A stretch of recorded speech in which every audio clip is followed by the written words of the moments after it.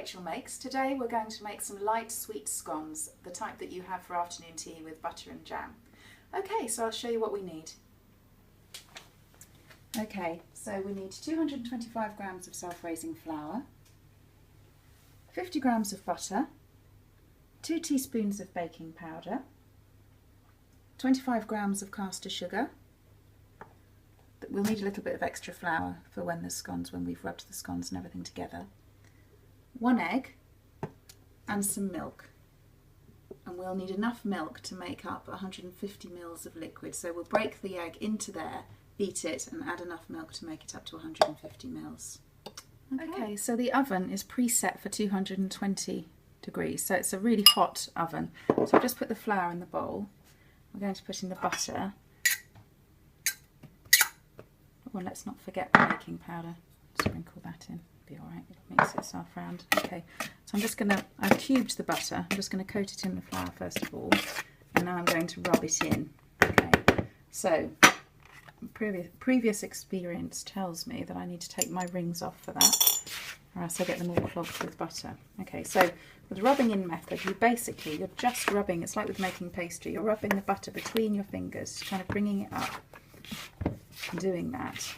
You're not going to be going in like this, bunching it up. It's a kind of a really light method, okay? And you'll know you've got it right when you have a bowl of what looks like breadcrumbs. Okay, so I don't know if you can see, but this now looks like a bowl of fine breadcrumbs. So the butter is thoroughly rubbed through the mixture. You really do need to use butter for this. You could use margarine at an absolute push, but it really wouldn't taste as good. Okay, so I'm going to add the sugar now and stir that through with a knife.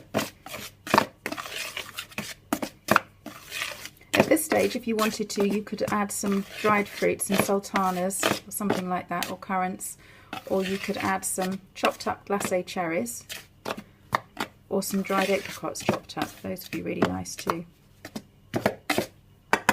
You could also, if you wanted to, put some cinnamon in. Now we're going to add the liquid, but we're not going to add all of it because we won't need all of it probably. So just add sort of 3/4 of it and then stir it through with a knife. Because we don't want it to be really, I don't want it to be really wet. It's just enough really to bind it properly. So it's much easier to use a knife. Don't go in with a wooden spoon to this because you'll end up with it just all clapped up to the spoon, making a revolting mess. A bit more of the liquid. Any liquid left we're going to use to brush the scones at the end, so it definitely won't be wasted. Okay, that's coming together really well now, so I won't know if it's had enough liquid unless I go in with my hand and feel.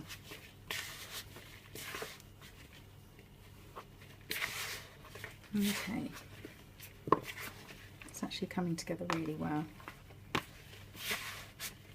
And just bring it together. You're definitely not going to do anything horrendous to it, like knead it. Most people who can't make scones and say, oh, my scones are always a disaster, it's because they overhandle the dough. Okay, you're going to touch it as little as possible. So I'm going to put a little bit of extra flour on here, just to stop it sticking. Now I don't even roll out my scones, okay? I know lots of people would say that that's the wrong thing to do probably, but I don't even roll them out. The best way of getting them absolutely perfect is to just flatten them down with your hand, okay? Now if you don't have a cutter, you could at this stage get a knife and go like that and just kind of make cutting marks on it and then pop it on the baking tray. But actually what we're going to do is just cut this mixture out, okay? So we do that and then just pop them onto a baking tray, either a greased baking tray or one with some baking parchment on. And then we're going to pop them on the tray once each one's ready.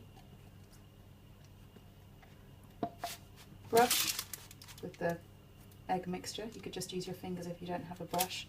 And they're going to go in the oven for about 10 minutes or until they're slightly brown on the bottom. So the scones are ready. They've had 10 minutes exactly in the oven actually, and you can see that they're beautifully risen, and you can tell when they're done because they're slightly brown on the bottom, a golden brown, not a dark golden brown. Okay, and I think the reason why they've risen so well is because I didn't roll them out. So you've been watching Rachael Makes. I hope you enjoyed it. I hope you found it helpful. If you'd like to see more, please subscribe. I'd love to hear your comments. Nice ones, please. Bye bye.